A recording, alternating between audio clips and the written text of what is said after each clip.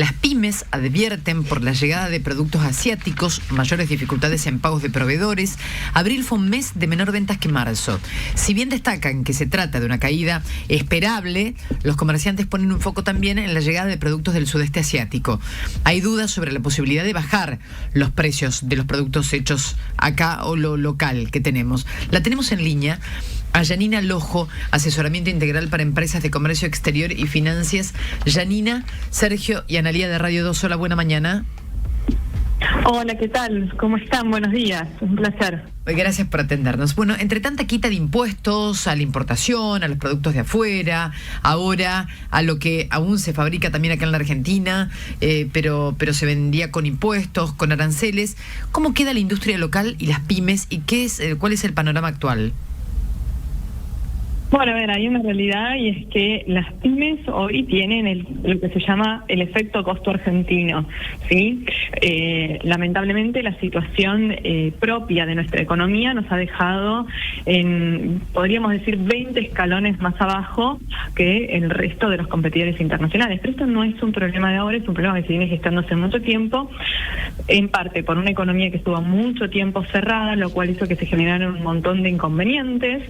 Por otro lado, tenemos un alto costo fiscal y además todos los problemas de infraestructura que generan un impacto en los costos de logística y que hacen que a veces un producto que llega de afuera resulte más económico en góndola que un producto que se produce en la República Argentina. ¿Por qué? Porque llevarlo desde donde se produce hasta la góndola tiene un costo más alto que el viaje internacional que tiene que hacer un producto que viene de afuera. Entonces es una sumatoria de factores que terminan incidiendo en un contexto para colmo de estabilidad cambiaria, porque lo que se está dando en estas últimas semanas es esta estabilidad cambiaria donde hay una previsión para los importadores en cuanto a lo que es el tipo de cambio. Inclusive, si se moviera, los importadores saben que el movimiento se va a dar dentro de las bandas que se han establecido, claro, y eso da cierta previsibilidad para lo que es la política de costos.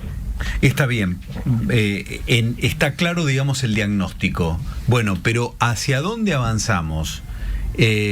Quita de impuestos, reducción de costos, ¿por dónde se trabaja?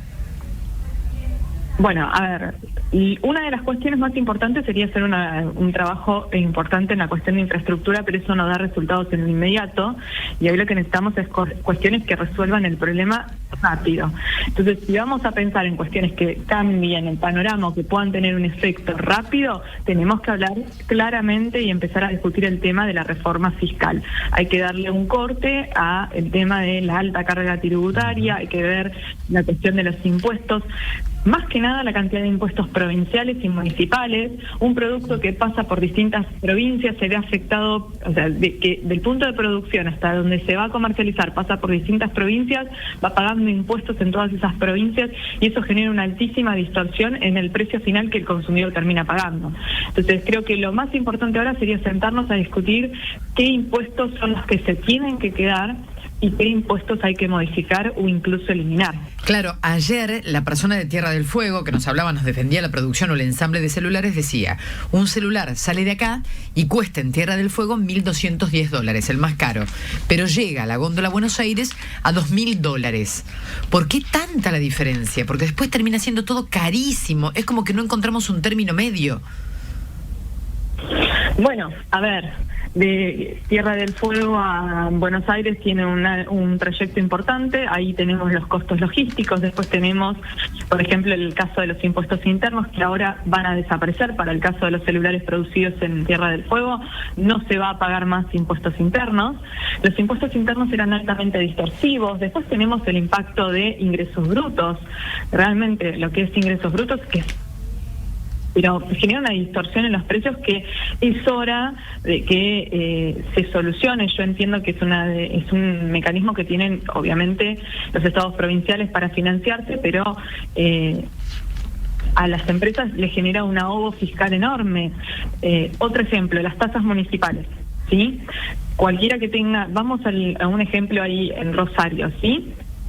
Cualquiera que tenga un negocio en la calle en Rosario se encuentra con que por tener un cartel que indique el nombre del negocio, quizás tiene que pagarle al municipio propaganda y publicidad. Por lo menos en la provincia de Buenos Aires nos pasa eso. Le tenemos que pagar al municipio por tener un cartel porque supuestamente estamos usando la vía pública para promocionarnos. Y a eso vamos sumando. Y vamos sumando impuestos. Contribución, otro ejemplo, en lo que es la provincia de Buenos Aires nos llega en lo que se llama tasa de seguridad e higiene un apartado que dice contribución para el desarrollo vial. O sea, pagamos una contribución los comercios para que se mejore todo lo que tenga que ver con las calles. Y si ustedes vieran las calles del conurbano bonaerense, se hace muy difícil pensar de que los fondos están yendo a ese lugar. Entonces, si vamos eliminando todas esas cuestiones de a poco, ¿cuánto pueden ser los fondos? Está, y los márgenes de ganancias, porque hay productos que efectivamente, digamos, son mucho más baratos en determinados lugares y comparados con otros.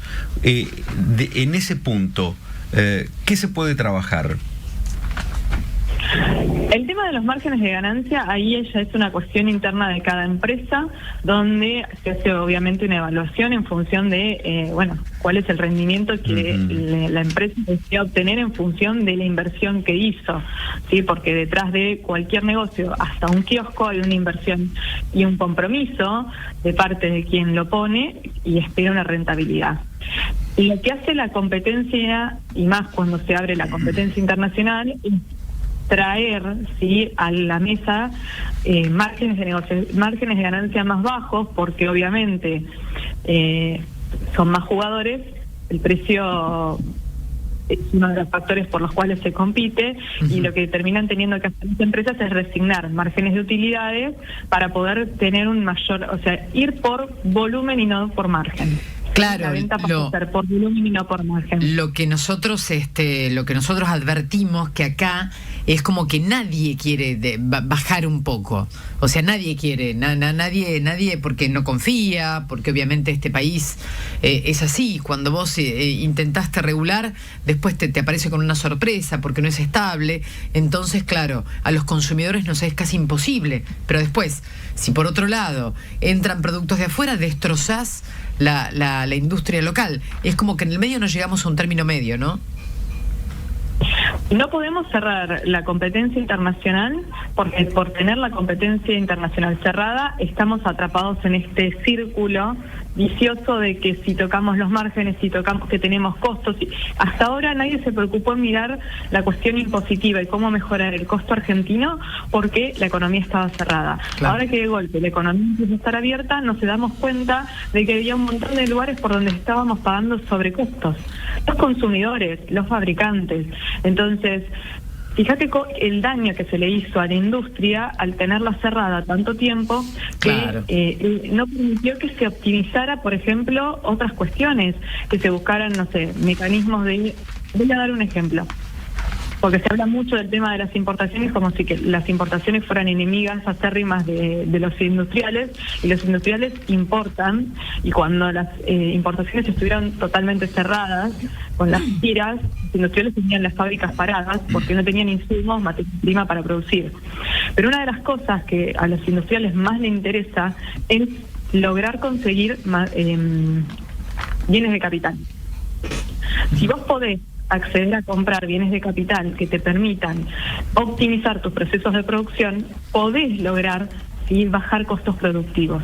Y en una economía cerrada como la que nosotros teníamos, eso era imposible. Entonces ahí vamos viendo cómo de a poco el hecho de abrir la economía hasta permite a los industriales acceder, por ejemplo, a innovación tecnológica. No vamos a tener la economía de escala que puede llegar a tener Brasil, ni siquiera me comparo con China. Vamos a Brasil, porque el mercado es distinto. Entonces, claramente no vamos a poder tener esa economía de escala, pero podemos mejorar los procesos. Cuando no teníamos competencia, no nos preocupaba si podíamos o no, si teníamos posibilidades de mejora.